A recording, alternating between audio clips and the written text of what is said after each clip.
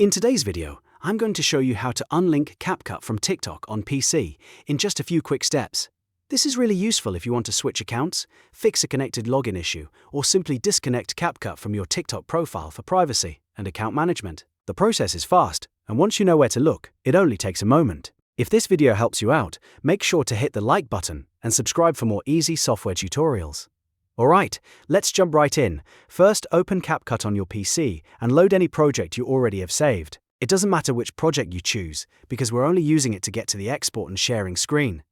Once your project is open, go ahead and export it. You do not need to publish the video anywhere permanently. We're just moving through the export flow so CapCut can show the sharing options. After the export process appears, you'll see the sharing options panel. This is where CapCut gives you different places to send or connect your finished video. Now look for TikTok and click on it. This will open the TikTok account connection area inside CapCut. Under the account section, you should see your TikTok username listed there. Next to your username, there will be a logout option.